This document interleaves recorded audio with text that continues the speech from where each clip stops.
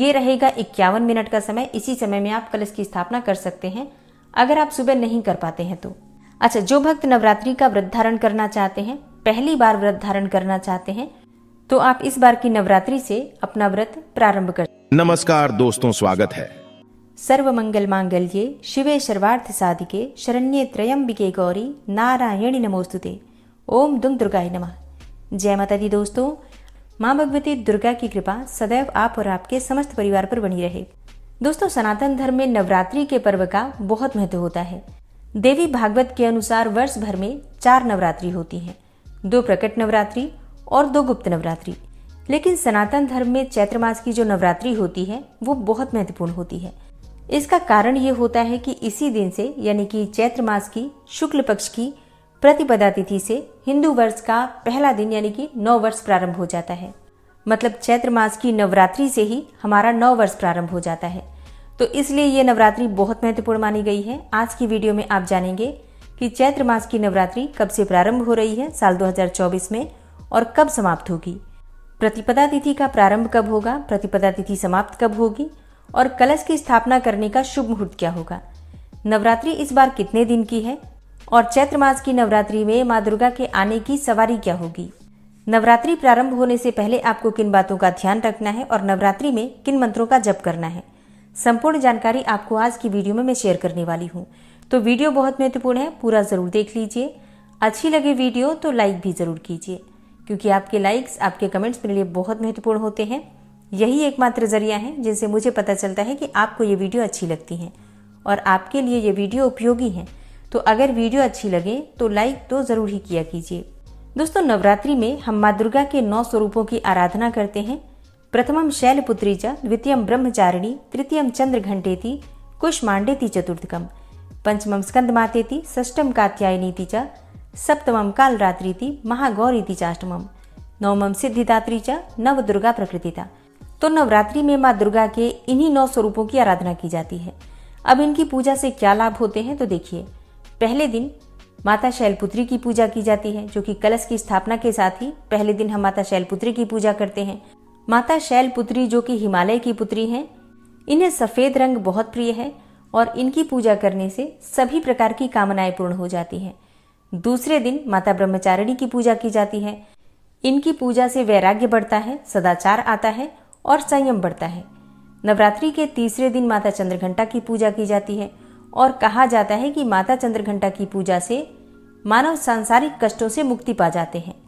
नवरात्रि के चौथे दिन माता कुष्मांडा की पूजा की जाती है और इन्हें मालपुए का भोग लगाया जाता है। माता कुष्मांडा की पूजा करने से हर प्रकार की कामनाएं, सुख, समृद्धि, सौभाग्य सब कुछ प्राप्त हो जाता है। 5वें दिन माता दुर्गा के 5वें स्वरूप माता स्कंदमाता की पूजा की जाती है और माता को केले का भोग लगाया जाता है। इनकी पूजा से संतान की प्राप्ति होती है, संतान को अच्छे स्वास्थ्य की प्राप्ति होती है, दीर्घायु की प्राप्ति होती है। नवरात्रि के 6ठे दिन माँ दुर्गा के 6ठे स्वरूप माता कात्यायनी की पूजा अर्चना की जाती है। इनकी पूजा करने से विवाह में आ रही बाधाएं दूर होती हैं, मन चाहे जीवन साथी की कामना पूर्ण होती है, दाम्पत्य जीवन सुखमय होता है, रूप, लावण्य, आकर्षण में वृद्धि होती है। शास्त्रों के अनुसार माता कात्यायनी ब्रज की अधिष्ठात्री देवी हैं। इनकी पूजा गोपियों ने भी की थी जब उन्हें श्री कृष्ण का प्रेम चाहिए था। इसलिए मन चाहे जीवन साथी की कामना से या शीघ्र विवाह की कामना से माता कात्यायनी की आराधना करनी चाहिए। 7वें दिन यानी कि नवरात्रि के 7वें दिन माता कालरात्रि की पूजा की जाती है और माता कालरात्रि की पूजा करने से शत्रुओं से मुक्ति मिल जाती है। इसके अलावा रोग, दुख, दुर्घटना, अकाल मृत्यु इस प्रकार के भय से मुक्ति मिल जाती है। शनि, राहु, केतु जनित पीड़ा से भी मुक्ति मिल जाती है। तो माता कालरात्रि की पूजा नवरात्रि के 7वें दिन करने से ये समझ लीजिए कि कष्टों से मुक्ति मिल जाती है। नवरात्रि के 8वें दिन माता महागौरी की पूजा की जाती है और महागौरी की पूजा करने से मनुष्य के सभी कष्ट समाप्त हो जाते हैं, घर में सुख समृद्धि आने लग जाती है। सुख, समृद्धि, संतान, सौभाग्य, कोई भी ऐसी कामना नहीं जो माता महागौरी की पूजा से पूरी न हो जाए। इसलिए नवरात्रि के 8वें दिन विशेष रूप से माता महागौरी की पूजा की जाती है। नवरात्रि का 9वां दिन बहुत विशेष होता है, क्योंकि इस दिन हम माता सिद्धिदात्री की पूजा करते हैं और 9 दिन की जो हमारी आराधना होती है, मतलब नवरात्रि में जो हमारी पूजा आराधना होती है, मंत्रों का जप होता है या जो भी कामना लेकर हम पूजा करते हैं, वो सभी फल हमें माता सिद्धिदात्री की पूजा से ही प्राप्त होता है। तो ये जो नवरात्रि के 9 दिन होते हैं, जिसमें हम माता के अलग अलग स्वरूपों की पूजा आराधना करते हैं, हर पूजा का, हर स्वरूप का अपना महत्व होता है और प्रत्येक दिन की पूजा इसलिए बहुत महत्वपूर्ण मानी जाती है।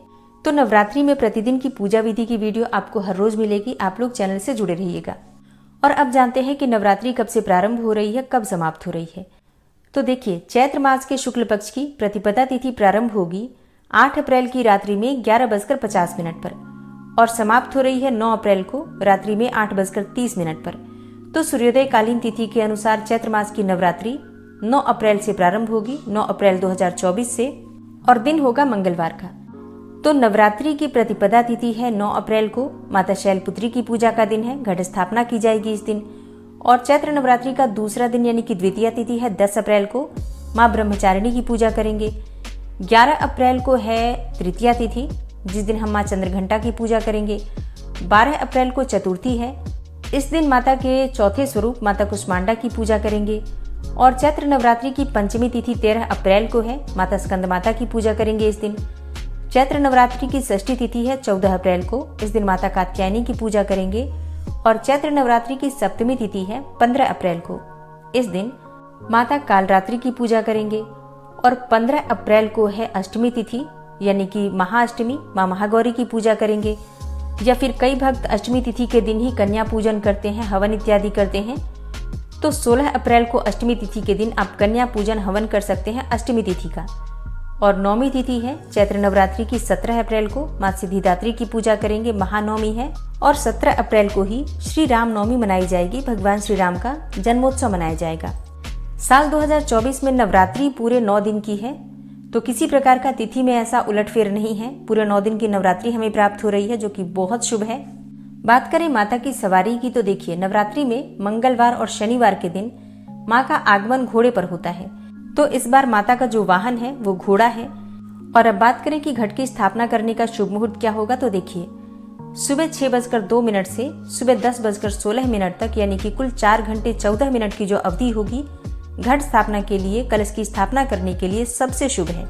मतलब 9 अप्रैल को सुबह 6 बजे से 10 बजे के बीच में आप लोग कलश की स्थापना कर सकते हैं।